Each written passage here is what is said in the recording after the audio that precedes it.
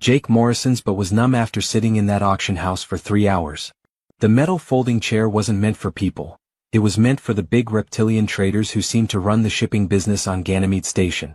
The chair made an embarrassing squeaking sound that echoed through the huge warehouse every time he moved his weight.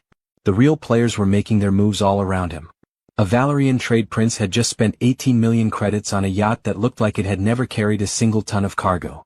He was wearing the same shiny robes as everyone else. A group of Kethrii collectors were whispering in their clicking language behind Jake. They were probably talking about their next bid. These were the people who had a lot of money and bought ships like most people buy coffee. Jake looked at his tablet again. It was clear that the number hadn't changed. 47,000 credits. That was all. His whole life savings from 5 years of doing maintenance work on Jupiter's moons. 5 years of working 12-hour shifts in a pressure suit, fixing holes in the hull and replacing coolant lines in stations that smelled like recycled air and desperation. He had a dream when he got here, to buy a small cargo ship, start his own shipping business and be his own boss. But every ship that came up for auction was way too expensive for him. He saw a beautiful Kethrii pleasure cruiser sell for $8 million. Then an old but still working mining ship sold for $200,000. He couldn't even buy the junkers. The auctioneer was a Valerian with 4 arms and skin that changed color from blue to purple depending on the light. His translation collar changed what he said into English, but it kept the bored, dismissive tone. Lot 846, sold to House Verithal for 4.2 million credits. Great choice, great choice. Jake was about to go. This whole trip was a waste of time and money. He couldn't really afford to spend 300 credits on just the shuttle ticket. Then Lot 847 came in. Jake heard someone laugh as the hauler bots pushed it onto the display platform. It was a ship, but only just barely. There were rust streaks and carbon scoring all over the hull. It looked like one of the engine nacelles had been replaced with spare parts from 3 different companies. There were missing panels that showed the corroded and worn framework inside. Jake was most interested in the hull designation, which was hard to see because of the dirt. USCS Indomitable. Ship of the United States Colonies. Name of the Earth. This was a ship made by people. The auctioneer's translation collar made his sigh sound even more tired. Lot 847. A human vessel from the pre-contact era, made around 2187. The reactor is down, life support isn't working, and the structure is at best questionable. We're only selling this for scrap value. Someone might want the metal. Jake bent over. 2187? It was more than 300 years ago, when people were still just starting to explore their own solar system. Before meeting the Valorians for the first time. Before the Kethrii Dominion welcomed humans into the galactic community. This ship was older than all of the modern era of human spaceflight. Opening bid, the auctioneer said, not even trying to hide his disdain, 5,000 credits for scrap value. Do I have 5,000? The auction house was quiet. Jake looked around. The Valerian trade prince was bored and looking at his claws. The Kethrii collectors were already looking at their tablets to see what the next lot specs were. No one wanted this piece of junk. Before Jake's brain could stop it, his hand went up. The auctioneer said, "We have 5,000 from the person in the back." He sounded almost surprised that anyone had bid at all. "Do I have 6,000? More quiet. Going once for 5,000 credits. Jake's heart was racing. This was crazy. He was going to spend all of his savings on something that everyone in this room thought was trash. Going twice. With that money he could buy a ticket back to Earth. Find a job on the planet. Stop living in cramped quarters at the station where you could hear your neighbors through the walls. Sold to the person for 5,000 credits. Wait, what? Jake blinked. Did he hear that right? But then a Kethrii in the front row raised a claw. The translator turned his clicking into English. 6,000. Jake felt both relief and disappointment at the same time. Someone else wanted it. He was free. But why would a Kethrii want a ship made of human scraps? 7,000, Jake heard himself say.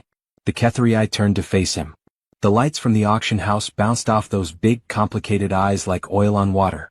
10,000, the alien said. People were paying attention now. There was a murmur in the crowd. Why were they bidding on trash? 12,000, Jake said, his voice breaking a little. The Kethrii looked at him for a long time. Then he turned around and waved a claw in a way that clearly showed he was done bidding. Sold to the human for $12,000. The auctioneer's voice was full of pity. Congratulations on your buy. The transfer of ownership will be done within an hour. Please go to the payment desk. Next lot. Jake couldn't move as a beautiful Cathay military surplus cruiser pulled up to the platform. The auction went on around him. But all he could think was, what the hell did he just do? He had just spent 12,000 credits, which was almost a quarter of all his money, on an old rust bucket that was probably too old to hold air. The Valerian trade prince looked back at him as the crowd turned its attention to the new lot. Jake couldn't read the alien's face, but he could have sworn he saw something that looked like pity in those golden eyes. Jake slumped in his squeaking chair and opened the papers on his tablet that showed who owned what. USCS his tablet said he was indomitable. The Earth Authority filed Hull Registry 2187. Condition right now, salvage. He shook his hands as he signed off on the payment. In a flash, 12,000 credits were gone. People at that auction house all thought he was an idiot. Jake was beginning to believe what they said. When Jake first saw the Indomitable up close, he really thought about just walking away and pretending the last 12,000 credits never happened.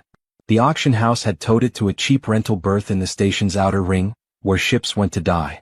He had to pay 50 credits a day to keep the boat in the dock, which meant he was losing money just to own it. Jake stood on the ramp to board and looked up at the hull. The bright LED lights in the docking bay made every flaw easy to see.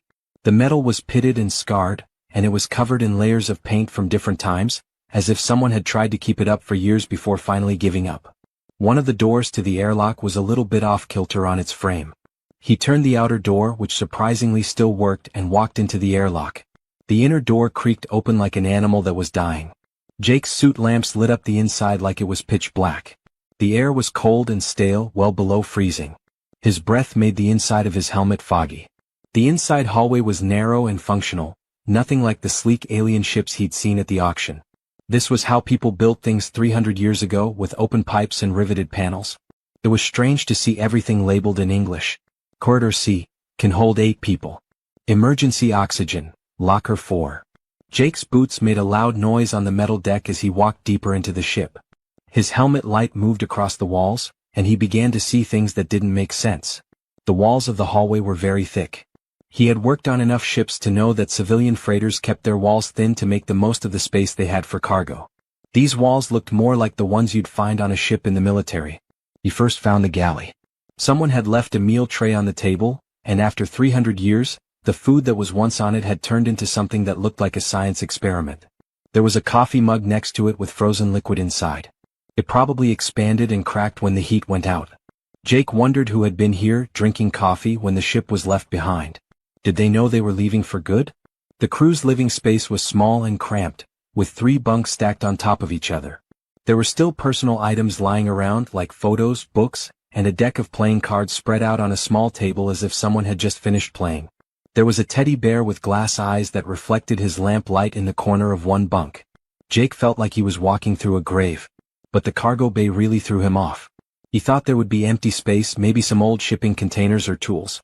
Instead, he found that the floor and walls had mounting brackets built into them at regular intervals.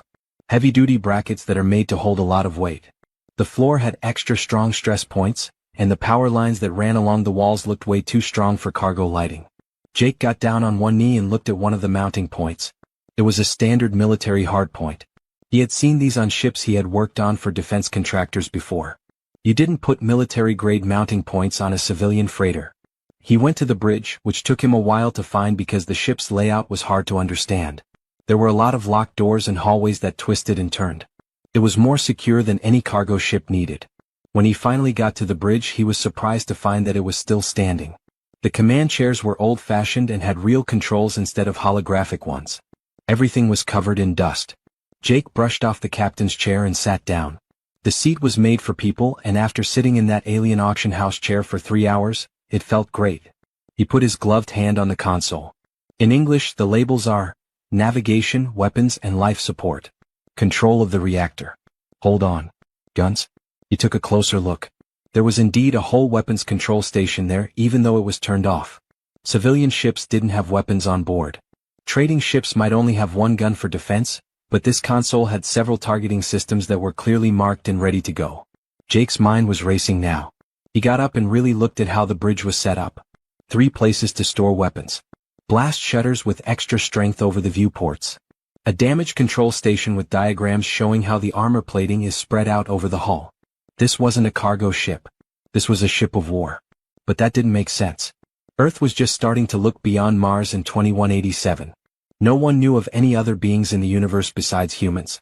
Why would they make a warship look like a freighter? He followed the ship's emergency lights, which had turned on when he opened the airlock, to the computer core. The core was in a room near the center of the ship that was very well protected. The walls were even thicker than the corridors. He found a quantum computer system inside that was much more advanced than it should have been for a ship this old. Jake took out his tablet and plugged in a cable for diagnostics. He might be able to get some power from the station's dock connection, get the computer online, and find out what this ship really was. The tablet said the connection was strong. He sent some power through. For a long time nothing happened. After that, the lights went out. 1 time. 2 times. The computer core made a sound that started as a low whine and grew into a steady thrum. Red status lights started to blink around him, then amber and finally a few green ones. Jake held his breath and waited. Had he just made things better or worse? A screen on the wall lit up. The text that came up was in an old-fashioned English font that looked almost like it was from the past. System boot initiated. Running tests. Stand by. Jake saw what looked like hundreds of system checks go by on the screen. Most of them came back red, which meant they were offline, broken, or not working. But some systems did show green. The computer was on. It was possible to fix life support. The reactor was fine, but it was cold. After that, the text changed to Defense Protocol 7 active. Unauthorized people have been found. Identify yourself immediately or elimination protocols will engage. Jake's blood turned cold. What are elimination protocols? All over the bridge, red lights began to flash. He heard mechanical noises coming from the walls, things moving and systems turning on that had been off for 300 years. Be sure to identify yourself. You have 30 seconds to do what I say. Jake ripped off his helmet and his hands were shaking. I'm Jake Morrison. I own this boat. I bought it at auction. Voice pattern recorded. Looking at biometric data. The lights kept flashing red. 20 seconds. 15. Jake looked around in a panic, trying to figure out where the danger was coming from. Were there guns in the walls? Defense systems he hadn't seen before? Biometric analysis is done. DNA markers show that something came from Earth and is human. Checking the rules for getting permission. Jake Morrison, a different voice said, this one smoother and more like a conversation. Welcome to the USCS Indomitable. The Automated Engagement and General Intelligence System, or AEGIS, is what I am. You are now the official owner and captain of this ship. The red lights stopped flashing. The sounds of machinery stopped. Jake stood there, breathing hard and his heart racing in his chest. AEGIS went on, I'm sorry for the hostile reception. Defense protocols say that all personnel must be checked. I'm sure you get it. Safety is the most important thing. Jake spoke up. Safety? This is supposed to be a cargo ship from 2187. There was a break. There was something like amusement in Aegis's synthetic voice when it spoke again. Captain Morrison, the Indomitable has never been a cargo freighter. Do you want to know what this ship really is? Jake sat back down in the captain's chair because his legs were weak. His mind was still racing because his own ship almost killed him. Yeah, he said, his voice rough. I really want to know what I just bought for 12,000 credits. The main view screen came on and showed what looked like an old Earth military emblem, an eagle holding arrows and an olive branch. Underneath it, there was writing that said, Classified, Eyes Only, Terra Defense Force. In 2186, Aegis began, humans first met an alien race. This information has been kept from all historical records that anyone can see on purpose. Jake leaned in. Hold on, what? The first contact with the Valorians was in 2219. Everyone knows that. Every history book has it. That is what the official story says, Captain. It is also a falsehood. The screen changed to show what looked like old footage. 3 huge ships, sleek and deadly, came down through the atmosphere of Earth. These ships weren't like any other alien ships Jake had seen. They were military-style ships with weapons all over them. The Ketharii Dominion came to Earth on August 14, 2186, Aegis said. They had been growing their empire for more than 2,000 years, defeating and enslaving every species they came across. They thought that people would be the same. The video showed the alien ships hovering over big cities. Jake knew that the skyline was New York. In the corner, the date stamp said August 14, 2186. The Dominion sent a simple message, Aegis said. Give up right away or be killed. They told the governments of Earth they had 6 hours to respond. What did we do? Jake said something in a low voice. Captain, when threatened, humanity did what it does best. We fought back. The screen broke up into several feeds. Jake saw missiles being launched from ground bases, fighter jets taking off from secret bases, and weapon systems being turned on orbital platforms that he had never heard of before. The footage of the battle was chaotic and violent. Weapons from humans hit shields from aliens. Aegis said, the Kethrii had never faced serious resistance from a species before they flew into space. They were full of themselves. Too sure of themselves. They thought that their shields and armor made them immune to basic human weapons. Jake saw that the human forces were firing at one of the 3 ships. The shields blinked and then stopped working. Missiles blasted through the hull in bright explosions. But there was one thing that gave humanity an edge that the Kethrii didn't see coming. We were very scared. The Cold War had only ended 100 years before, and the military infrastructure on Earth was huge, hidden, and built to survive the end of the world. The alien ship that was hurt tried to get away, but more missiles hit it. There were secondary explosions that shook its hull. The huge ship started to fall, leaving a trail of fire in the sky.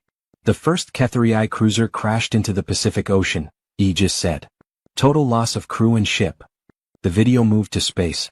Jake saw the second alien ship trying to get away from Earth's gravity well. But something was after it, small, fast human ships that didn't look like modern ships at all. The second cruiser tried to escape to orbit. But people had already thought about the need for war in space. Project Olympus had put weapons platforms all over the solar system, hiding them as research stations and communication satellites. Jake saw what looked like lasers carving into the second alien ship. It tried to move, but human fighters surrounded it and fired what looked like kinetic projectiles that broke through weak spots in the hull. The second cruiser was blown up in high orbit. The debris field is still there, but modern navigation charts call it natural space debris. The screen now showed the third ship, which was already running away quickly. It was also damaged. Hull breaches let air escape into space, and one of its engine sections was dark. The third cruiser got away, Aegis said. Not really. It told the Kethrii Dominion that humans were not as easy to conquer as they had thought. Jake sat back, his head spinning. So what happened? Why don't we know about this? Why does every history book say that the Valorians made peaceful contact in 2219? Because the galaxy freaked out, Captain. The screen changed again and it looked like a huge meeting. There were dozens of alien species Jake knew and many he didn't around a round table. The date stamp said November 3, 2186. When the surviving Kethrii ship came back and told everyone what had happened, it sent shockwaves through the whole galaxy. A species that lived before space travel had destroyed 2 military cruisers. Every major power was scared of what it meant. Aegis stopped, and Jake could almost hear a hint of grim satisfaction in the AI's voice. The Kethrii wanted to get back at them. They suggested sending a fleet to invade completely. But other species didn't like it, not because they cared but because they were scared. What would people be able to do once they could fly in space if they could do that much damage on just one planet? So they chose to make peace? Jake asked. Not really. They chose to keep us in check. New documents appeared on the screen. They were treaties and agreements, all with strange symbols that Jake didn't know. The Galactic Council made a deal. They would come to Earth in peace, offer to let people join galactic society, and give them the technology to travel faster than light. In return, people would have to give up all of their military space weapons and agree with the Council's version of history. Jake was sick. They made everyone in the world feel crazy. That's right, Captain. The governments of Earth had a choice. They could either accept peaceful integration and prosperity or face a united galactic coalition that would keep humans from leaving their own solar system. The choice was clear. The screen showed new footage of Valorian diplomatic ships coming to Earth in 2219, just like the history books said they would. People partying in the streets. The first steps of people into a bigger universe. The attack in 2186 was taken off of official records. The platforms for defense were taken apart. They blew up the weapons in space. And the Q-ships, which were ships like the Indomitable, were taken out of service and sold as extra civilian goods. Q-ships? Jake asked. Warships in disguise, Captain. Between 2186 and 2190, the Indomitable and 72 other ships were built in secret and spread out across human space as a last line of defense. We were made to look like civilian freighters, but we had military-grade weapons, armor, and systems on board. If the galaxy turned against us, we wouldn't be defenseless. Jake saw the bridge in a new way. The walls are thick. The weapons that are hidden. The computer core that is very advanced. This wasn't just a ship, it was a reminder of the first time people met. But when Earth's governments agreed to the Council's terms, Aegis said, The Q-ships became an embarrassment. Proof of humanity's warrior past that went against the new peaceful story. Most of them were thrown away. Some were really lost. Some, like the Indomitable, were sold as scrap on purpose and then lost and forgotten. Jake said quietly, "Until I bought one at auction." "Until you bought one at auction," Aegis said. "Captain Morrison, you now have proof of what the galaxy has been trying to hide for 300 years. You have proof that humans didn't peacefully join the galactic community. We fought our way in and then forgot about it." Jake got up and walked to the view screen, where he saw old footage of human fighters swarming an alien cruiser. It was his people who had done that. 300 years ago, humans faced impossible odds and won. "Why are you telling me all this?" he asked. "Why not just stay quiet and let me believe I bought a rusty old freighter?" "You activated me, Captain. And my core programming makes it very clear that the truth about the first contact between humans must be kept safe. Someone needs to know who we really are." Jake turned his back. "Who else knows about this, Aegis?" "Officially? No one. The governments that made the deal are long gone, and their records have been destroyed or buried so deep that they might as well not exist. The aliens who took part are either dead or bound by treaties that say they can't talk about it without facing serious consequences. So I'm the only person on Earth who knows the truth about first contact?" "Yes, right now. You and I are the only ones who have the whole history." Jake felt the weight of that information settle on his shoulders. He bought a worthless spaceship at an auction, but what he really got was 300 years of hidden history. He said slowly, "Aegis, what happens now?" The AI was quiet for a little while. "That all depends on you, Captain. But I should warn you that as soon as you started looking at these files, automated alerts were sent to a number of intelligence agencies in 3 different sectors. They know by now that a Q-ship has been turned on." "Do they know?" "They know. And they are coming." Jake's stomach dropped as he stared at the screen. "What do you mean they're coming? Who's coming?" "Many people have been looking for Q-ship activation signals for the past 300 years, Aegis said calmly. "The Kethrii Dominion has a program to keep an eye on things. The Valerian hegemony has set aside intelligence resources. And the Historical Revision Bureau of the Galactic Council is there to make sure that information like this doesn't come to light." "Historical Revision Bureau?" Jake said it again. "That sounds like something from a conspiracy theory." "It's a plot, Captain. A very real one. The Bureau's official job is to keep history accurate and stop the spread of false information. The real reason they exist is to hide any proof that goes against the official story of peaceful galactic integration." Jake sat back down, his mind racing. "Okay, so they know the ship is moving. They might not know that I looked at the secret files. They might just think I'm an idiot who bought junk and figured out how to turn on the power. Captain, the activation sequence you started needed biometric authentication and set off defense protocols. There is no doubt. They know exactly what happened here." Jake's personal tablet buzzed right on cue. He took it out and saw that there was a message. The name of the person who sent it was Kethrii Noble House Veldar. He was shaking as he opened it. "Hello, Captain Morrison. We hear that you recently bought a boat that is important to history. House Veldar wants to buy this ship from you for 10 million credits. This is a fair offer for a ship that is in such bad shape. Please get back to me within 24 hours. Jake's mouth got dry. 10 million credits. That was more money than he would see in 10 lifetimes. With that money he could buy a fleet of new ships. Go back to Earth and never work again. He got another message before he could read the first one. This one is from a group of Valerian businesses. Captain Morrison. We are a group of collectors who are interested in human artifacts from before contact. We are ready to pay 50 million credits right away to take ownership of the USCS Indomitable. We can finish the deal in 6 hours. 50 million. Jake was dizzy. Aegis, he said quietly, why are they paying so much? Because they're scared, Captain. A human who doesn't know the truth can handle a Q-ship. A Q-ship that has shown its true nature is a threat to 300 years of carefully kept secrets. A third message came. This one made Jake's heart race. The sender's name was just Galactic Council, Office of Historical Integrity. The message was short, Captain Morrison. Your recent purchase puts the stability of the galaxy at great risk. We need your help right away. A representative will come to talk about a solution within 48 hours. Please do not operate the vessel or access its systems any further for your own safety and the safety of others. You will get 100 million credits as compensation once the transfer is complete.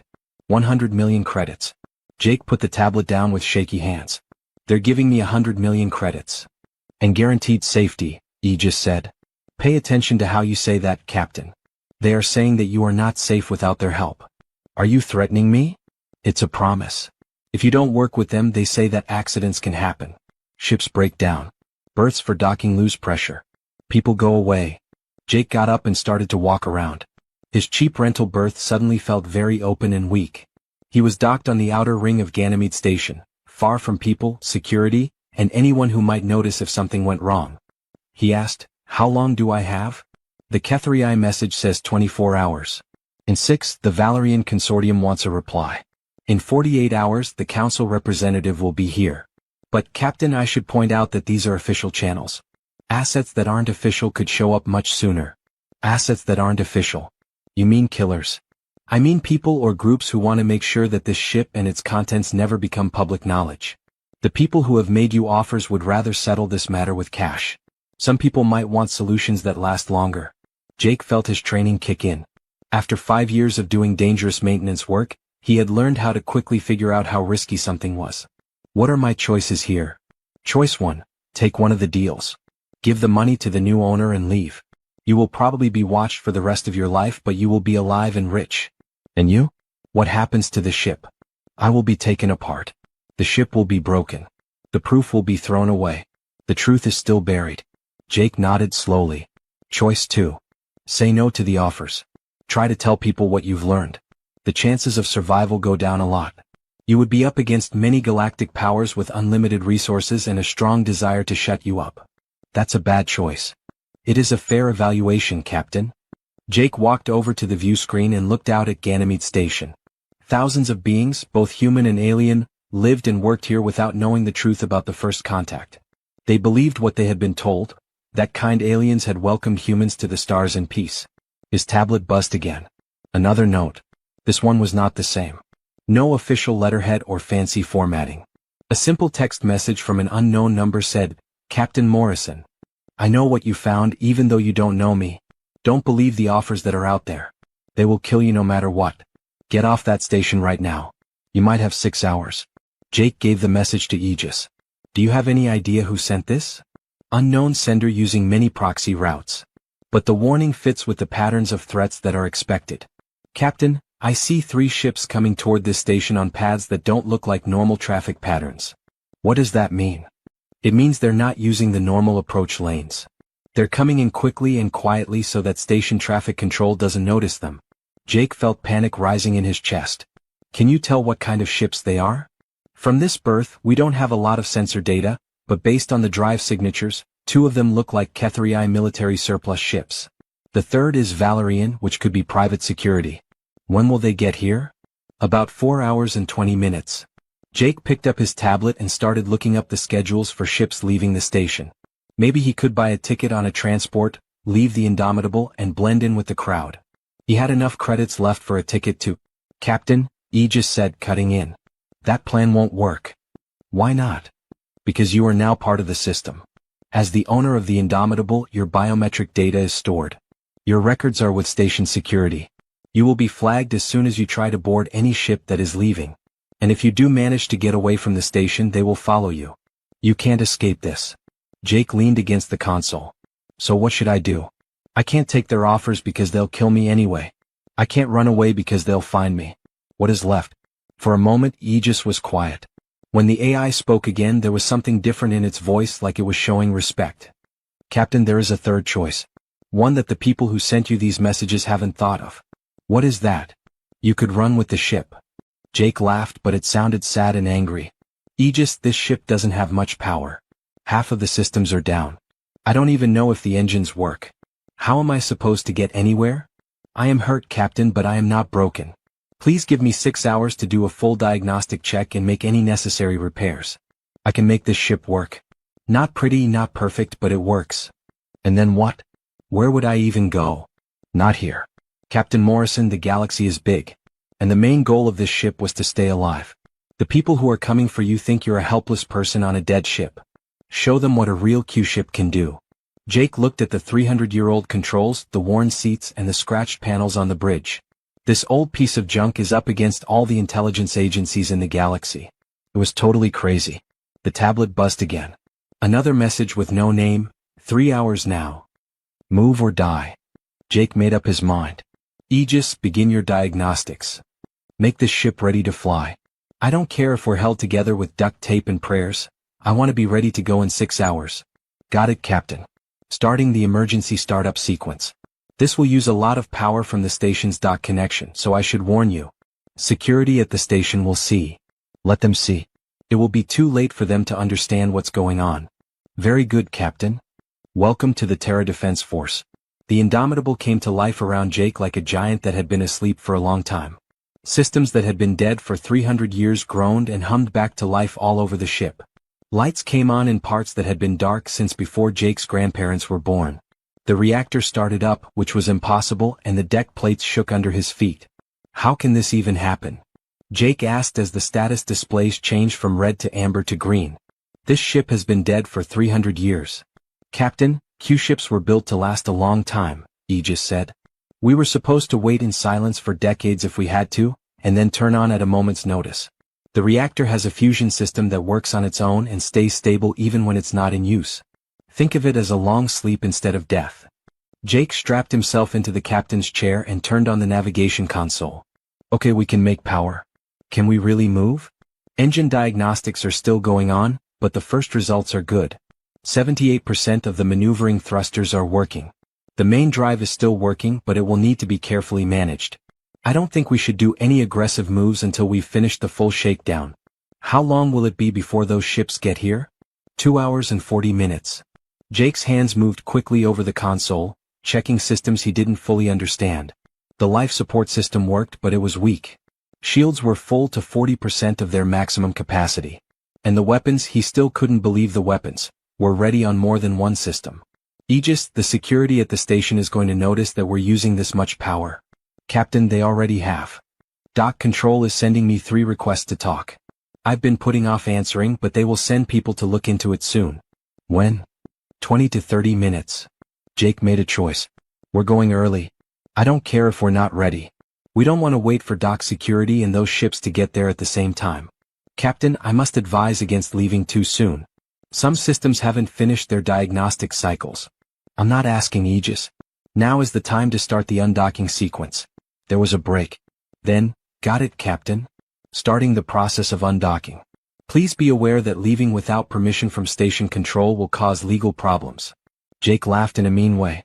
Aegis, there are 3 ships full of people coming to kill me, and you're worried about people breaking the law? That's a good point, Captain. The ship shook as the docking clamps let go. Jake felt the Indomitable break free from the berth and no longer be tied to the station. He could see Ganymede Station slowly spinning through the view screen. Its lights were bouncing off of Jupiter's huge body in the distance. His console lit up with angry messages from the dock control. Vessel Indomitable, you are not allowed to leave.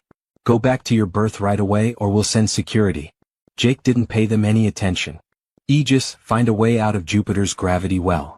Somewhere far away. Somewhere they won't expect it. Figuring out. Captain, how about the Veil Nebula? It's about 40 light-years away, has a lot of thick gas clouds that will mess up sensors, and isn't on any major trade route. Sounds great. How long will it take to get there? About 16 hours at the fastest safe speed with our current drive condition. 16 hours. Jake's stomach twisted. Those ships would catch them a long time before that. Captain, Aegis said, its voice becoming more serious. The 3 ships coming toward the station have changed course. They are speeding up. They know we've left the dock. How long until they catch up? 42 minutes at their current speed. Jake's training and maintenance kicked in.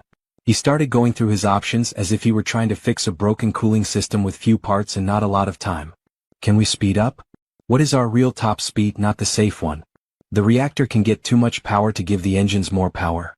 But this could lead to a huge failure. The system hasn't been tested in more than 300 years. What are the chances of a catastrophic failure? Can't figure it out without more information.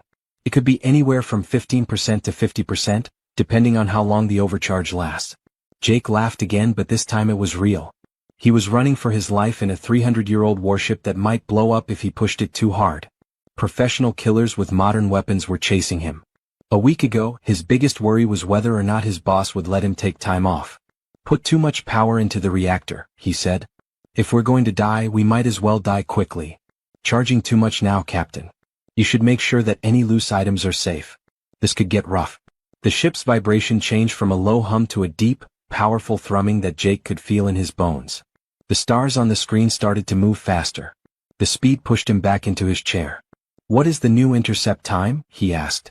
"They won't catch us before we get to the minimum safe jump distance." "But Captain, we have a new issue." "Of course we do. What's next?" Two of the ships chasing have begun firing. Low-yield plasma bolts. Shots to warn. Jake saw threat indicators light up on his tactical display. The bolts flew by the Indomitable so quickly that the ship's basic shields could feel the heat. Jake said, "They're trying to scare us into stopping." "Yes. But the next volley probably won't be a warning. They're getting their weapons ready for a full attack." Jake's hands were hovering over the weapons console.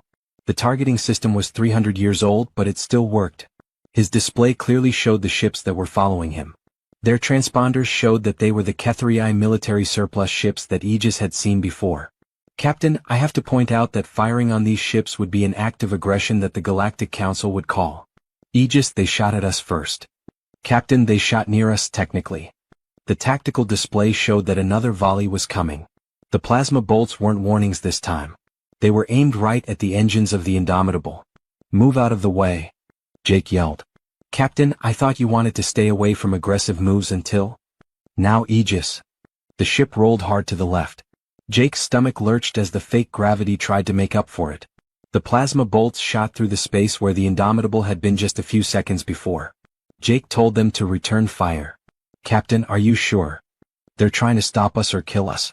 "Yes, I'm sure." "Fire." The railguns on the Indomitable spoke for the first time in 300 years.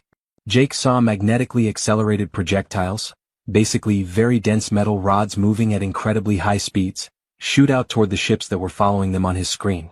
The Kethrii ships tried to get away, but they weren't ready for that kind of response from what they thought was a broken-down freighter.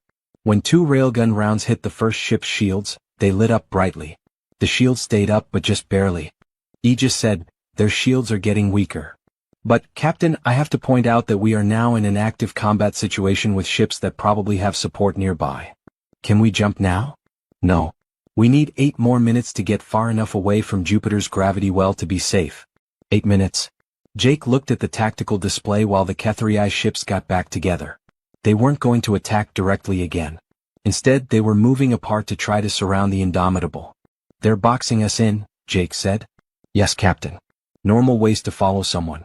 They will try to get us into a place where we can't get away." "No, not if I heard them first." "Can you find firing solutions for both ships at the same time, Aegis?" "Yes, Captain. Our railgun capacitors, on the other hand, need 30 seconds between full volleys." "I'm not looking for full volleys. I want to keep them on their toes. Fire that changes in patterns that are hard to predict. Make them believe we have more weapons than we do." "Captain, that's an interesting trick." Doing the math now. The Indomitable started to move through space, firing one railgun round at a time at random times. The Kethrii ships tried to get closer, but every time they did, another projectile made them turn around and run away. Jake wasn't trying to kill them. He couldn't because their shields were at full strength. But he could keep them on their toes. 5 minutes to jump distance, Aegis said. One of the Kethrii ships made a brave move by speeding up to cross the Indomitable's path. Jake figured out what they were up to, trying to get ahead of him and make him slow down. "Hit them now," Jake said. Full volley, focused fire. 3 railgun rounds fired at the same time, all hitting the same spot on the ship's shields. The first 2 hit the barrier and flared up. The third one went through. The metal rod hit the ship's hull while moving at a speed close to that of light. It didn't blow up. Railguns don't use explosives. The weapon was the kinetic energy itself. The projectile went right through the ship's armor, through its inside and out the other side, leaving a hole big enough for a car to fit through. The Kethrii ship's icon on Jake's screen changed from yellow to red. Its engines flickered and then went out. Air escaped through several holes in the hull. "Direct hit, Captain. The ship is broken but still whole. It looks like life support is stable. There is a good chance that the crew will survive." Jake was both sick and happy at the same time. He hadn't murdered anyone, but he had stopped them. The second Kethrii ship stopped chasing right away and went to help its damaged friend. 2 minutes to jump distance, said Aegis. The third ship chasing the ship, the Valerian, is still getting closer, but it's keeping a safe distance. Smart, Jake said under his breath. They just saw us take down a ship that was part of the military surplus with a 300-year-old rust bucket. To be fair, Captain, we are a rusty old warship that has been around for 300 years. It's important to make the difference. Jake smiled anyway. Jump distance achieved, said Aegis. Ready to go faster than light travel when you say so. Jake looked at the tactical display one last time. The Valerian ship stayed put and watched. In the distance, Ganymede Station stood out. His companion was stabilizing the disabled Kethrii ship behind him. Jump, Jake told him. Take us away from here. Space twisted, and the Indomitable disappeared from Jupiter space, taking Jake Morrison and 300 years' worth of buried secrets to an unknown future. Jake's chest hurt because the Veil Nebula was so beautiful. Newborn stars lit up clouds of cosmic gas that swirled around in purple, blue, and green. The Indomitable floated through the thick clouds, making it hard for anyone looking for them to see them. Jake had been here for 3 days and he still didn't know what to do next. He was sitting on the bridge, eating a ration pack he had bought at the station before things went wrong. The food was bland and chewy, but it was better than the old stuff he had found in the ship's kitchen. Aegis had been running diagnostics all the time, fixing what it could and keeping track of what it couldn't. Captain, Aegis said out of the blue, breaking the peaceful silence. I've been thinking about our situation. Yes? What have you come to? We can't run forever. We don't have a lot of supplies, the ship needs more repairs than I can do myself, and at some point we'll have to dock somewhere to get fuel and food. We will be weak when we do. Jake put down his food pack. I know. I've been thinking about that as well. Any great ideas? Yes, actually. Captain, when I was activated, I sent out a standard authentication code, which is a security protocol used by the Terra Defense Force. It was part of my boot sequence, so it happened automatically. Okay. So what? So I've been keeping an eye out for answers. Captain, Q-ships were meant to work together as a network. We were never meant to fight by ourselves. Jake felt a shiver go down his back. Aegis, are you saying that there are more Q-ships out there? I am telling you that in the last 72 hours, 17 Q-ships have responded to my authentication code. Jake got up so quickly that his chair rolled back. 17? But you said that most of them were thrown away or lost. Apparently more people lived than what official records said. I'm getting telemetry data right now. Would you like me to show you where they are? Yes. Yes, for sure. The main view screen changed to show a map of space where humans live. There were 17 points of light that blinked on and off across the display, spread out over many star systems. There were names for each one like USCS Resolute, USCS Defiant, USCS Vigilant, and so on. Where are they? Jake asked. Who has them? Querying now, Captain. The answers include basic status updates. Aegis stopped and started working. This is not what I expected. What? What is unexpected? The Terran Historical Museum on Mars owns the USCS Resolute right now. For the last 90 years, it has been on display as a civilian freighter exhibit. The museum staff doesn't know that their most important exhibit is a working warship. Jake couldn't believe it and laughed. You're joking. I don't joke, Captain. The USCS Defiant is a research station in the Kuiper Belt that is owned by a group of mining companies. Scientists studying the composition of ice have been living there for the past 15 years. They don't know they're living on a military ship. As Aegis put the data together, the display showed more information. Jake read through it and with each entry he was more and more amazed. A human salvage dealer owned the USCS Vigilant and thought it was a broken-down cargo hauler. The USCS Relentless was being used as a storage space on a faraway colony. It was sitting on the ground with its landing gear always out. The USCS Phoenix was really in a Valerian junkyard, where it was going to be thrown away next month. Jake whispered, they're everywhere. 300 years of hiding in plain sight. The original plan for spreading out worked pretty well, Aegis said. Earth's military made sure that even if our existence was discovered, we couldn't all be killed at once by hiding the Q-ships as civilian ships and spreading them out across human space. Can you get in touch with them? Can their AIs talk to one another? Already doing it, Captain. But I have to say that most of these ships are in bad shape. The Resolute's AI says that its museum display systems make it hard for it to use a lot of power. The Defiant is working, but civilians who don't know what it really is are using it right now. Only 6 of the 17 ships are in the same shape as ours. Damaged but still able to work. Jake walked back and forth on the bridge, his mind racing. How about the owners? The people who own these ships? Different situations, Captain. Some are businesses. Some are people who are not public. 3 are owned by governments as historical artifacts. 2 of them are registered to schools. But they all have people connected to them in some way? That's right. According to Terra Defense Force rules, only registered human commanding officers with the right biometric clearance can fully activate Q-ships. The AIs can do some things on their own, but they need a human captain to do everything. Jake stopped walking around and looked at the map with the blinking lights. 17 boats. 17 people who had accidentally come into possession of pieces of humanity's hidden history. Aegis, what will happen if we connect them to the internet? All of them? That would depend on the situation, Captain. But together, 17 operational Q-ships would be a big military asset. More importantly, they would be proof that the first contact between humans was real. The Galactic Council would go crazy. An accurate evaluation. They have put a lot of money into making sure this information stays hidden. 17 active Q-ships, each carrying the same secret records, would make it impossible to hide them. Jake sat back down and stared at the screen. One of those flashing lights was on Earth itself. It was the USCS Steadfast, which is now owned by the New Jersey Aerospace Heritage Foundation. He thought of a small-town museum, not knowing that their dusty display could destroy 300 years of official history.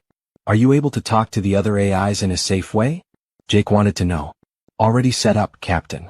We are using encrypted channels that are older than modern ways of communicating in space. Effectively unbreakable by today's standards. Okay. I want to know how many of those ships could really fly if they had to.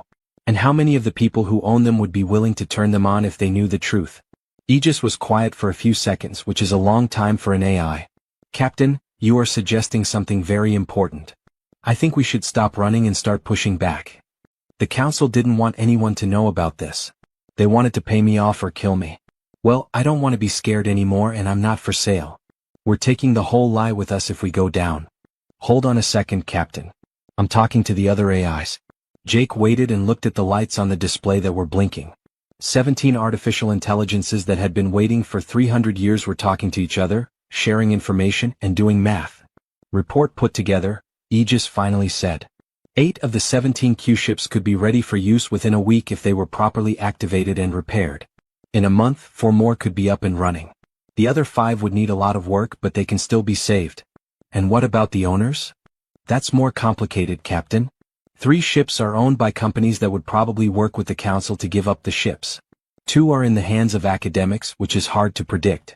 4 are owned by private people whose psychological profiles are not complete. 1 is owned by a human government that would be under a lot of political pressure. That's 10 ships that have been found. What about the other 7? The other 7 offer some interesting options. For example, Dr. Patricia Hayes leads a research team on the USCS Defiant right now. My AI counterpart says that Dr. Hayes has been complaining about ship's strange abilities for years. She thinks the ship is more than it seems, but she doesn't have any proof. Jake leaned in. What kinds of abilities that can't be explained? The ship's power generation is 4 times more than that of any civilian design. When its hull gets damaged, it fixes itself. Last year, when a pirate ship came close to the research station, automated defense systems turned on for a short time before turning off. Dr. Hayes has been asking questions that make people uncomfortable ever since. Sounds like someone who wants answers. Exactly, Captain. The owner of the USCS Vigilant, a salvage operator named Tony Bennett, has also been trying to get into the ship's computer core for months. He knows that something is hidden in the systems, but he can't get around the security measures. Jake grinned. They're already on guard. They just don't know everything. Right. There are other people like them too. Rachel Kim, a person, owns the USCS Phoenix, which is in a Valerian junkyard. She won't sell it even though she has received many generous offers. She told the people who run the yard that the ship feels important, but she can't say why. Can you get in touch with these people, Aegis?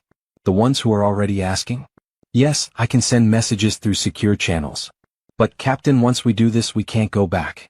We will be open about who we are. The Council's answer will be quick and strong. Jake thought about the last few days. Running. Hiding. Always looking over his shoulder. He thought about the millions of credits that had been offered to him to just walk away and forget. He thought about the disabled Kethrii ship that was floating near Jupiter. It was proof that even an old Q-ship could fight when it had to. Get in touch with them, Jake said firmly. Dr. Hayes. Tony Bennett. Rachel Kim. Every one of them. Anyone who is already suspicious or might be willing to listen. Be honest with them. Give them the files. And ask them if they want to know what their ships really are. Captain, I'm starting the contact protocols now. Within the hour, messages will come. Jake got up and walked to the view screen to look at the clouds of nebula that were swirling around. 17 old warships were waking up somewhere out there, in human space. And 17 people were about to find out that they own parts of a secret that could change everything. He said softly, Aegis, what do you think will happen? Not sure, Captain. But I can tell you this. I have been silent for 300 years, keeping the truth that the galaxy wanted to bury. For the first time since I was made, I feel something like hope. Hope for what? Hope that people are ready to remember what they really are. Jake didn't expect the answers to come so quickly. Dr. Patricia Hayes answered from the Kuiper Belt Research Station within 6 hours. I knew it, was all she said. Send it all. It took Tony Bennett 8 hours to respond from his salvage yard. Either you're lying or you're crazy. No matter what, I want in. Rachel Kim sent a video message from the junkyard in Valoria where she worked. Jake saw a woman in her 30s with grease-stained coveralls standing in front of what had to be the USS Phoenix. I've been dreaming about this ship for 2 years, she said, her voice shaking a little. Dreams about space battles and Earth fighting back against aliens. My therapist says I'm under a lot of stress. But you are telling me that those dreams are real, right? That this ship remembers? By the end of the first day, 11 of the 17 Q-ship owners had said yes. Just as Aegis had said, 2 companies had told the police about the contact right away. 3 others had not answered at all. They were either scared, confused, or just didn't believe the messages were real. But 11 was enough. Jake was working with Dr. Hayes, who turned out to be a physicist with a sharp sense of humor and no time for red tape, when Aegis interrupted with an urgent alert. Captain, we have a big problem. Jake's stomach sank. What kind of problem? Long-range sensors are picking up a fleet heading toward the Veil Nebula. 23 ships. There are Valerian, Cathari, and ships from 6 other species in the mix. They are moving in a pattern to find something. They found us. Not exactly, Captain. The nebula is very big and we are still hidden. But they know we're somewhere in this area, and they have enough people to search it thoroughly. I think they will find us in less than 48 hours. Jake opened the tactical display. 23 ships moved through the nebula like a net, covering a lot of ground. This wasn't a quick job for a bounty hunter. This was planned, real, and scary. Aegis, how many of our Q ships are really ready to fly if we need them to? Right now? The Indomitable is the only ship that is fully operational. With Dr. Hayes' help, the Defiant could be ready to fly in 12 hours. The Vigilant needs about 30 hours. The other people need more time. So, we might have 3 ships against 23. Yes, Captain. The tactical situation is not good. Jake was about to say something when another alert went off. This one made him feel very scared. Aegis announced, incoming transmission. Source, is the name of the search fleet's flagship. Captain Morrison, they want to talk to you directly. They know who you are. They do, Jake said under his breath. Let them through. The view screen changed to show a conference room that was clearly on a fancy ship. There were a lot of aliens at the table, but the only one who spoke was a woman in her 60s with silver hair and a Galactic Council uniform. Captain Morrison, she said in a calm, professional voice. My name is Lisa Chin and I'm an ambassador. I'm a member of the Galactic Council's diplomatic corps. I want to talk to you about what's going on with you right now. Jake put his arms across his chest. Let me guess. You're here to give me another offer. Chin said, I'm here to give you context. Can I be honest? Please do. Chin leaned in. You've turned on a Q ship. You've gotten in touch with other people. You want to make public information that has been secret for 300 years. I get it, you think you've been lied to and you have. That part is true. But before you make your final choice, I want you to know what will happen if you do. Tell me more. Chin said, if you let this information out, you will throw the whole galactic order into chaos. Her voice was serious but not threatening. The peaceful integration of humanity into the galactic community. We've made friends, trade networks, and political alliances. People work in all of the major institutions. People respect, value, and keep us safe. Because the galaxy thinks we're not dangerous, Jake said. Chin said, because the galaxy trusts us. 300 years of working together built that trust. If people suddenly find out that the first contact was violent and that we were conquered and then gaslit into forgetting, they will lose trust right away. She pointed to the aliens who were sitting at her table. These are people from 7 different species. Their governments are scared, so they are here. Not of what people can do in war, that's not the real threat. They're scared of what will happen when 4 billion people find out they've been controlled for 300 years. One of the aliens, a Kethrii with shiny scales, spoke up, and its translator made the words sound like they were clicking. Captain Morrison, my government has given me permission to make a formal apology for what happened in 2186. We will pay for what we did. We will admit the truth in official documents. But we ask that you let us handle the disclosure slowly and carefully so that things don't get out of hand. Jake laughed in a bitter way. You want me to help you hide it more slowly? We want to stop a war, Ambassador Chin said in a stern voice. Captain, think about this. What happens when you let those files go? People want reparations from a dozen different species. Trust breaks down. Trade routes are closed. Human colonies that rely on alien technology to stay alive suddenly run out of supplies. And yes, some people will want revenge and want to punish the galaxy for lying to us. She looked up statistics on a side screen. 3 billion people live on other planets now. Most of them live in stations and colonies that are there because of cooperation between galaxies. People die if that cooperation falls apart. A lot of people, maybe millions. Jake felt the heaviness of what she said. He thought about Ganymede Station where aliens and humans work together. He thought about the colonies, the trading posts, and the diverse communities that had formed over the past 300 years. So your answer is to keep lying? He asked. Chin said, my answer is to be careful when I tell the truth. Please work with us, Captain Morrison. We'll admit what happened and make it right.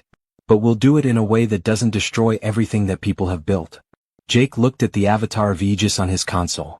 What do you think? I am programmed to keep the truth, Captain.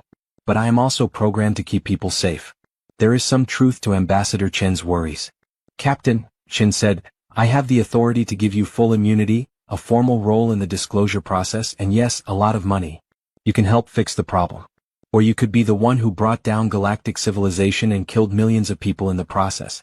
She stopped for a moment and then said more quietly, I understand that you didn't want this responsibility. You just won an auction for a ship. But here we are. You have the choice. Jake didn't say anything for a long time. The bridge suddenly felt very small, like the walls were closing in. The view screen behind him still showed those 23 ships looking for him and getting closer. Captain, Aegis said quietly, I'm getting messages from the owners of the other Q ships. They want help. Dr. Hayes wants to know if she should go ahead and turn on the Defiant. Tony Bennett is asking for directions. Rachel Kim says, just tell me what to do and I'll do it. They are waiting for you to make a choice. How much time do I have? Chen asked Jake. She said, the fleet will probably find you in 2 days. But Captain, you can't hide forever, even if you run. In the end, you'll need food, repairs, and contact with people. If we have to, we can keep looking for years. You get to choose when this ends. Jake walked over to the view screen and looked out at the nebula. 17 ships out there knew the same thing he did. 17 people had become guardians of history by accident. And now everyone was looking to him, a maintenance worker who had spent all of his life savings on what he thought was junk, to decide the future of humanity. Jake finally said, I need time to think. Chin said, you have 24 hours. Then we start boarding operations. If we have to, we will take the Q ships by force, and those who fight back will face serious consequences. I don't want that to happen, Captain. No, I really don't. The transmission stopped, and Jake was left alone with Aegis in the dim light of the bridge. Captain?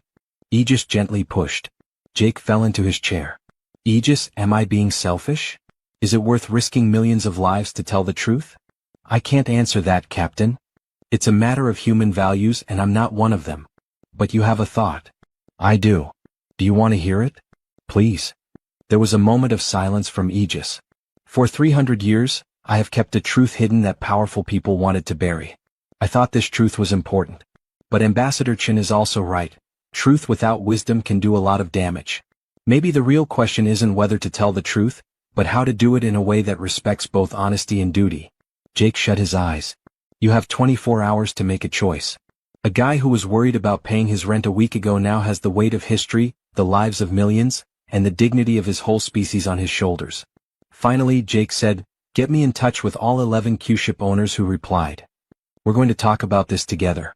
This isn't just my choice anymore, it's ours. It took 3 hours to set up the conference call.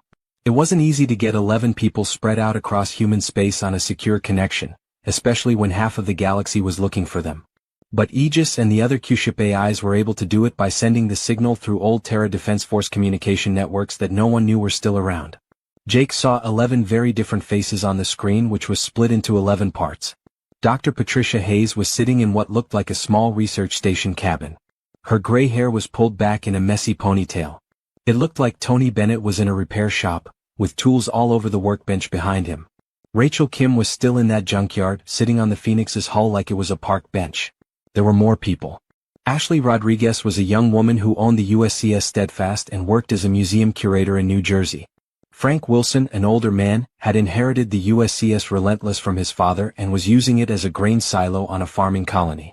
David Park, the captain of the USCS Valiant, thought it was a fixer-upper cargo ship when he bought it. 11 normal people who, by accident, became the most important people in the galaxy. Okay, Jake said, feeling strange. I guess I should tell you why I called this meeting. The Galactic Council has given us 24 hours to turn over the ships and agree to their terms for a managed disclosure of the truth. They're coming in with force if we don't let them. Let them come, Tony Bennett said right away, his rough voice breaking up the call. I've looked at the files your AI sent. What Ambassador Chin said about wanting to carefully manage, the truth is just another lie. They had 300 years to be honest with us. They didn't want to. But she's right about what will happen, Dr. Hayes said. I've been making models. If this information comes out all of a sudden, without any warning or preparation, it could cause huge problems for society and the economy. The relationship between humans and aliens could break down. Supply chains would stop working. People could die. We could die if we keep lying, Rachel Kim said in a low voice. My grandmother lived during the time of integration. She always said that something about first contact didn't feel right, like the story didn't make sense. She passed away without realizing she was correct. How many other people should know the truth about their own past? Frank Wilson cleared his throat. I'm just a farmer. I don't know anything about politics and space or how to cause social unrest. But I know how it feels to be lied to. And I know that doing the right thing can be hard, messy, and cause problems. That doesn't make it wrong. Ashley Rodriguez, the museum's curator, hadn't said anything until now. I've been giving tours of the Steadfast for 10 years, telling people it was a civilian cargo ship from the early colonial period. I've told that lie to thousands of kids in school. If we do this, if we tell the truth, I'll have to look all those people in the eye and say I was wrong. That their teachers were wrong. That their books about history were wrong. So, what do you want to do? He asked her.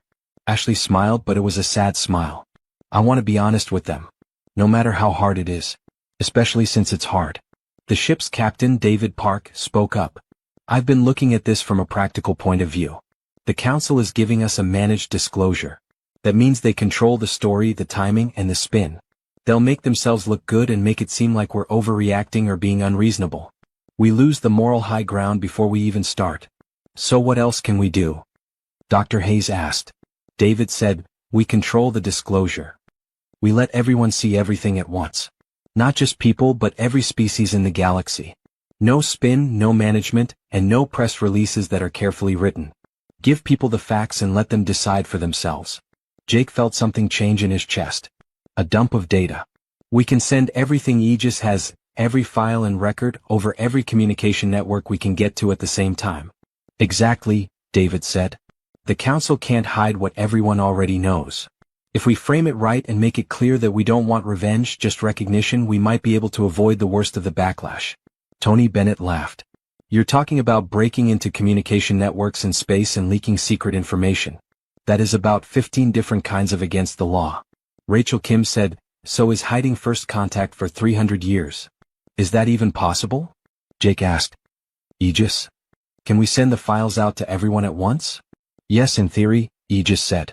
The Q-ship network was made so that it could communicate deeply.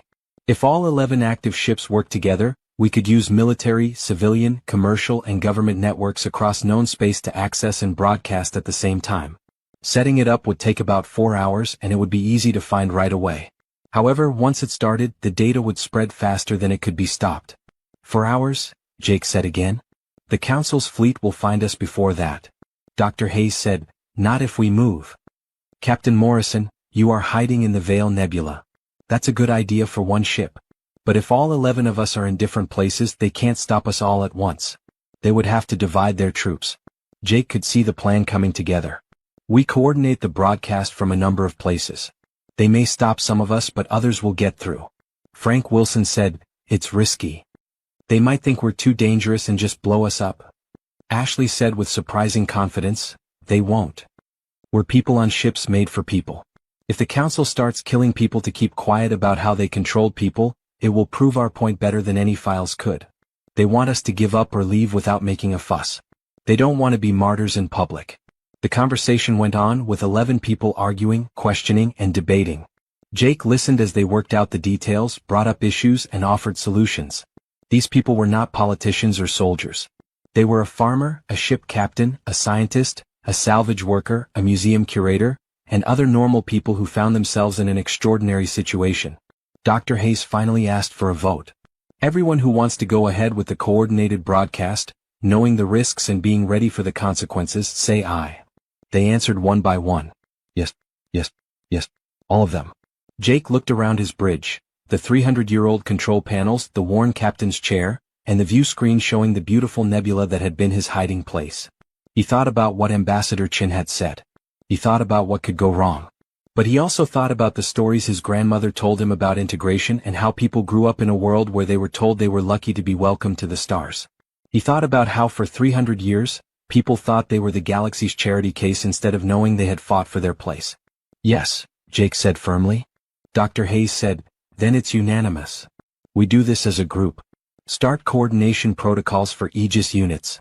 Get your ships ready to leave, everyone else. We're going to broadcast in 4 hours." The conference call was over, but right away the Q-ship AIs started talking on their own network to make a plan that had been waiting 300 years to be put into action. Jake stood up and stretched, feeling strangely calm. That was the choice. No more running, no more hiding, and no more thinking about what to do. "Captain," Aegis said, "I am getting one last message from Ambassador Chin. She wants to know what you think of their offer." "Let her through." Chin came on screen and looked tired. "Captain Morrison, have you made a choice?" "We have," Jake said. "We're turning down your offer." Chin shut her eyes for a short time. "Captain, please think about it again. What you want to do." Jake cut in and said, "What we're planning is to tell the truth. Not a carefully controlled version of the truth. Not a cleaned-up version of the truth that makes everyone feel better. The truth about what happened in 2186 without any filters. You'll make things worse." "Maybe," Jake said. "Or maybe people are stronger than you think. We might be able to handle the truth. We might deserve a chance to try." For a long time, Chin didn't say anything. "When?" "Very soon." "Jake, Captain Morrison, I want you to understand something. I'm not against you. I'm also a person. I've spent my whole career trying to make the future better for our species. And I really think this will hurt us." "I know you do," Jake said, and he meant it. "But Ambassador, with all due respect, you don't get to say what people can handle." "Yes, we do. All 4 billion of us. Together." Chin nodded slowly. "Well, I guess there's nothing else to say but good luck. You will need it." The transmission was over. Jake looked at Aegis. "How long until we're done?" 3 hours and 42 minutes, Captain. All of the Q ships are getting into position. The network for broadcasting is being set up. We won't be able to stop it once we start." Jake sat back in his captain's chair and waited for the truth about humanity to finally come home. At 0300 Universal Standard Time on a Thursday morning, the show went out. Most of the people on Earth were sleeping. Most of the galaxy was going about its regular business. And then, at the same time, the files showed up on every major communication network in known space. Jake stood on the bridge of the Indomitable and watched the data flow out. Video from 2186 shows the Kethrii ships coming down to Earth. Audio recordings of the ultimatum. Reports from the defense of the planet's battles. List of casualties. Reports of victory. And then there was the aftermath, the galactic conference, the secret deals, and the planned hiding of the truth. A flood of information that no one could stop made everything public. Jake's console lit up with alerts in just a few minutes. News networks all over the world were cutting into regular programming. There was a lot of activity on social media. When millions of people tried to access the files at the same time, government servers crashed because they couldn't handle the traffic. Captain Aegis said, "We are getting requests for communication from more than 4,000 sources. News outlets, government officials, and regular people. Everyone wants to talk to you. Don't pay attention to them right now," Jake said, staring at the data on his screen. "Let the facts speak for themselves." The galaxy's response was quick and disorganized. The Kethrii government first said that the files were fake and that they were not true. That went on for about 6 hours until their own historians confirmed that the data was real. Then they made a formal statement acknowledging the 2186 attack and saying they were deeply sorry for historical misunderstandings. The Valerian hegemony took a different approach. They put out their own statement saying they had always planned to tell the truth at an appropriate time, and that this premature disclosure was dangerous and reckless. There was an emergency meeting of the Galactic Council that lasted 3 days. But what surprised everyone, even Jake, was how people reacted. There was definitely anger. There were protests on Earth and in every major human colony. People wanted to know what their governments had known and when they had known it. People wanted reparations, formal apologies, and people to be held responsible. But there was something else as well. Something that the galaxy wasn't ready for. Pride. Jake saw it in the messages that were coming in fast on his console. People all over space were not only angry about being lied to, but they were also proud of what their ancestors had done. Proud that people fought back and won when they were going to be conquered. Proud that the governments of Earth had built a secret defense network that was strong enough to keep them safe. Proud that people weren't the lucky charity case the galaxy had made them out to be. At first, the change was small, but Jake noticed it in the little things. Merchants who had been accepting bad trade terms suddenly changed their contracts. Diplomats from other countries entered talks with their heads held high.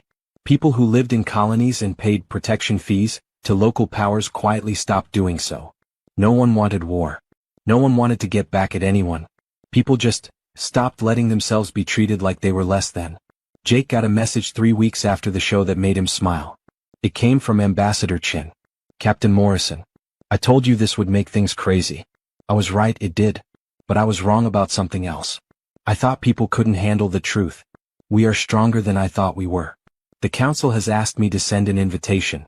They want you to speak at a hearing about making peace with the past. No threats, no charges. Just testimony. They want to hear your side of the story from you. You don't have to go. But I think you should. Signed, Lisa Chin. Jake thought about it for 5 seconds before saying yes. The hearing took place on a neutral station in the Centauri system. Jake walked into a room with representatives from 24 different species and sat down at a simple table. No lawyers, no statements ready. It was just him, Aegis's data files, and the truth. He talked for 2 hours, answering questions about how he found the Indomitable, what he learned, and why he chose to share the information. Some of the alien representatives looked uncomfortable as they listened, while others looked genuinely interested. When he was done, a Kethrii representative, who was not the same one he had talked to before, stood up. Captain Morrison, I apologize on behalf of the Kethrii Dominion for the attack in 2186 and for our part in keeping these events a secret. We made a mistake. We were too proud and paid the price. We have learned a lot since then, but that doesn't make what we did right. The apology was shown live on networks all over the galaxy. It wouldn't solve all the problems, but it was a good start. Jake became an unlikely symbol over the next few months. Not of human violence or warrior culture, but of plain honesty. He did interviews, spoke at colleges, and went on tour with the Indomitable, which the council had agreed he could keep as a protected historical artifact. Other Q-ship owners took similar routes. Dr. Hayes wrote a book about the ship's technical abilities and how they showed how smart people can be under stress. Tony Bennett made the Vigilant a museum that people could visit. Rachel Kim really did get the Phoenix flying and used it to give tours, showing people what 300 years of human engineering could still do. Ashley Rodriguez did something that Jake really liked. She reopened the Steadfast exhibit at her museum, but this time with correct information. School groups would go on tours of the ship and learn about the first real contact between people. Some of the kids were scared by the violent past. Most people were very interested. They all left knowing that their species had earned its place in the galaxy. Jake was back on Ganymede Station 6 months after the broadcast. This was where it all began. He had been asked to give a talk at a business summit about trade between humans and aliens. He gave a good speech and then he went to the same auction house where he had bought the Indomitable. They were holding another auction. Jake walked around out of curiosity and looked at the ships that were for sale. 20 million credits were paid for a pretty Valerian cruiser. A Kethrii transport went for 8 million. The auctioneer then called out Lot 642. Jake's breath stopped. It was another ship from the time before contact, damaged and left to rot, and everyone in the room thought it was worthless. The auctioneer said, "The opening bid is 6,000 credits for scrap value," with a tone of disdain. There was no noise in the room. No one wanted another piece of trash. Jake stared at his tablet. His account now showed a lot more than 47,000 credits. He was comfortable because he had made money from book deals, speaking fees, and a large settlement from the Galactic Council. But he knew more than that. He knew what to look for. He looked up the ship's hull number, which was USCS Harbinger. He raised his hand. 6,000 from the person in the back, the auctioneer said with a sigh. Going once, twice sold. Jake felt someone next to him as he finished filling out the paperwork for the purchase. He looked up and saw a young woman, maybe 25, with wide eyes staring at the Harbinger. Isn't that a Q-ship? She asked. Like yours. Jake smiled. Maybe. There is only one way to find out. Are you going to turn it on? Jake said, I'm going to learn its story. Every ship has one. This one has been waiting 300 years to say it. The woman thought about it for a moment before taking out her tablet. I don't have a lot of money, but I'm a pretty good engineer if you need someone to help you. I know everything there is to know about the Indomitable. I'd love to help bring another Q-ship back to life. Jake looked at her. She was young, eager, and full of the same curiosity that had made him buy a worthless ship at auction. He thought about Dr. Hayes, Tony Bennett, Rachel Kim, and the other people who had chosen to learn the truth even though it was dangerous. What's your name? He asked. Megan. Megan Foster.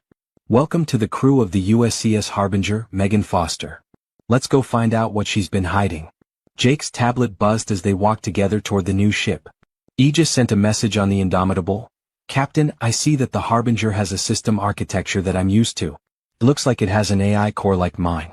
Should I try to get in touch? Jake wrote back, yes. Get her up. Another Q-ship needs to come home now. He stopped at the Harbinger's boarding ramp and turned around to look at the auction house one last time. The galaxy went about its business behind him, forever changed by the truth that one maintenance worker had refused to let stay hidden. Jake bought a spaceship at an auction that wasn't worth anything.